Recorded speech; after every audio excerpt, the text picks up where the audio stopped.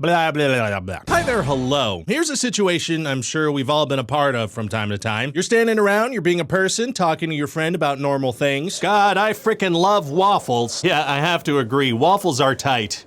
Kind of weird to hear me say that in a normal voice, huh? I love how waffles have all those little grooves in them. You know, the little dips for the syrup and the butter. You know what I'm talking about on the waffles. Don't forget the syrup. I didn't! Whatever, I don't care. This conversation's over. And that's when you pick up your phone and your phone serves up an ad that's like, there are hot waffles in your area and they're just begging to get drizzled upon. Naturally, seeing something like that pop up, you probably have a couple questions. Is my phone listening to me? Why did that waffle ad have like overtly sexual undertones? We've all thought of this before. I mean, our phones have microphones and are always within range of our wet mouths. And some of the ads we get are a little too knowing of us. So I decided to look into the matter. And I'm the very first person to do this, and there is no video that has been made on this subject ever before. Right, Geoff?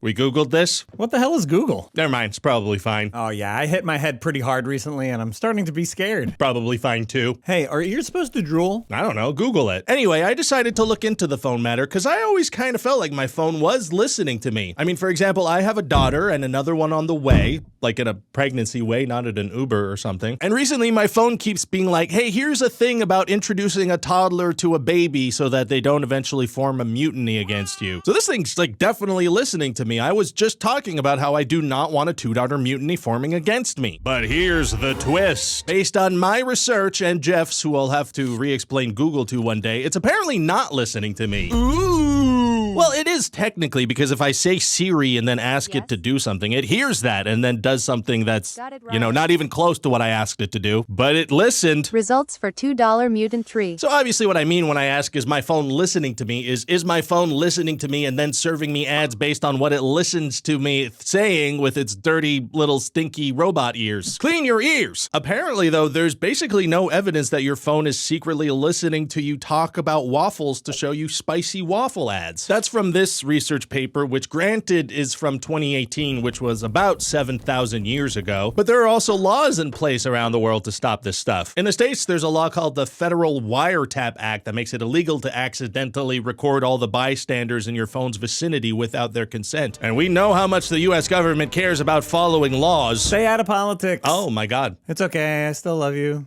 Bye. All right, anyway, I thought this information was kind of nice to hear. You know, this little guy's not listening to me and serving me ads based on my private conversations. Upon reading that, a wave of relief washed over me based on my findings. I relieved myself, if you will. But perhaps I relieved myself too fast. Because as it turns out, the truth is arguably worse and creepier than that. I kind of wish it was just straight up listening to me. You see, it knows to show you waffle ads when you're hungry for waffles because it does absolutely everything else possible to spy on you. Let's take that waffle conversation from before. This guy who loves waffles, he really loves waffles, so much so that he has browsed waffle-related content on his phone before. 4 very important and shady kinds of organizations immediately take notice of that. Here's the diagram they showed over on the CNET article I was reading. I'm gonna share that with you now, and I'm gonna be honest with you, this thing looks like a big jiggling purple alien butt to me. Upper cheeks, lower cheeks, this thing has it all. And right in the butthole, us. Do-do-do-do-do-do-do.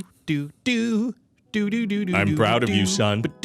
Anyway, the first butt cheek is the platform. As I said, this waffle guy loves waffle so much he's interacted with waffle content before. Like maybe one time he liked a meme of Leslie Knope for Waffle Day, which is one of those holidays that definitely exist and matter. The platform takes note of this and adds in other information it knows about you, like your rough location and the language you use and the time of day where you are. Normal stalker stuff. It's outside your house at this very moment. Then some other time, in the moment as you're scrolling on a platform, it runs an auction to see which ad to show you. That's where the second butt cheek of the quad butt comes in, the advertisers. You already know how gross ad men are if you've watched Mad Men. Go home to your wife, Don Draper. She's going through some stuff emotionally. The advertisers are trying to get products in front of eyeballs because eyeballs have money. Or at least they've seen money because, well, they know where money is, and they'll give money to company if eyeball like what eyeballs see. Connect brain, brain have fun, positive takeout wallet brain does. And that situation's even better for advertisers if it's the right kind of eyeballs. Like Eggo, they'd be crazy to not want to show ads to this out-and-out waffle freak. And Eggo might already have some information about this guy from a mailing list or something. Maybe this guy entered a contest years ago where you could win an Eggo branded,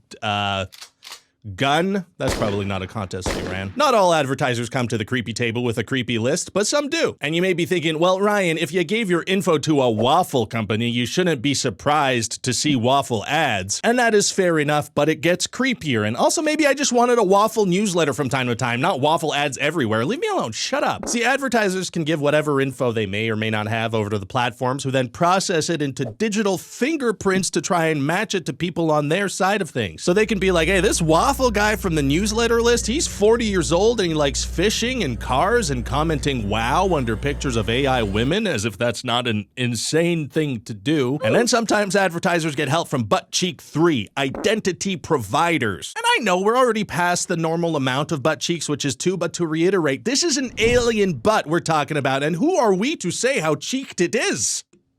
How many cheeks do aliens have?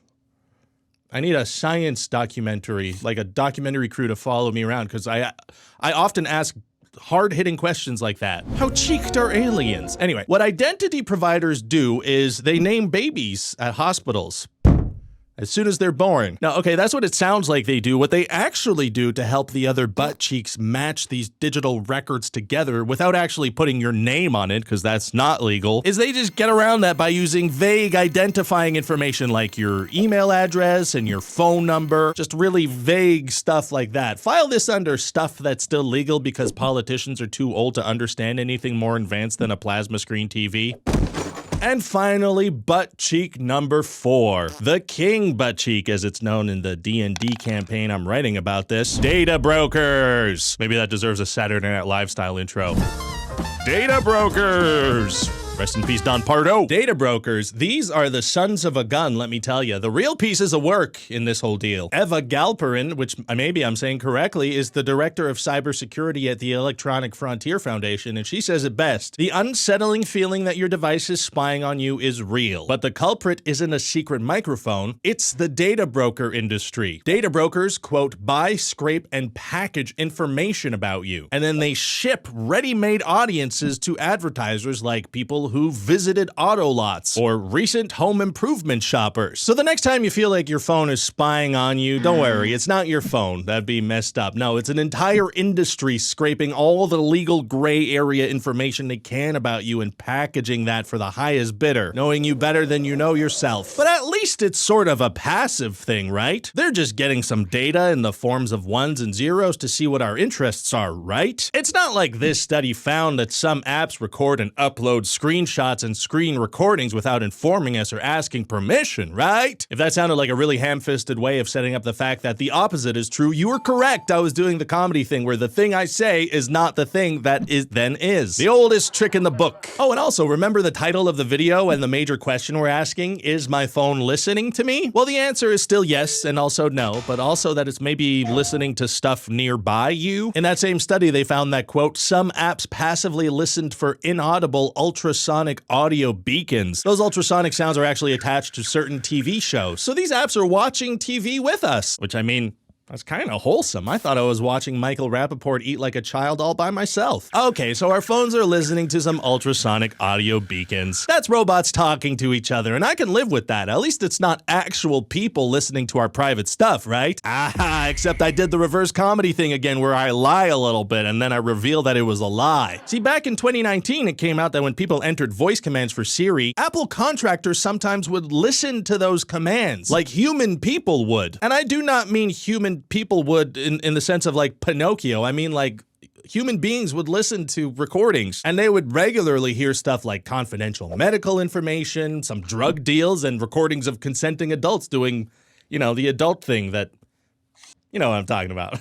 but I'm too shy to say it. But all is good with that now. Do not worry. Apple wrapped up this program as soon as they got caught doing it. And they paid $96 million to people who were recorded against their will, but they did not admit to any wrongdoing, so we have no choice but to accept that none of the doing they were doing was wrong. So in conclusion, is my phone listening to me? To make this perfectly clear, yes, no, kinda, a little, it used to, and everything but. I'm still gonna use it though. It's fun. I like you can swipe and you could just keep swiping. You could just keep swiping. It never ends. Hi there, hello. Please hit that subscribe button. I am a disembodied head, so you can trust me. You can trust me.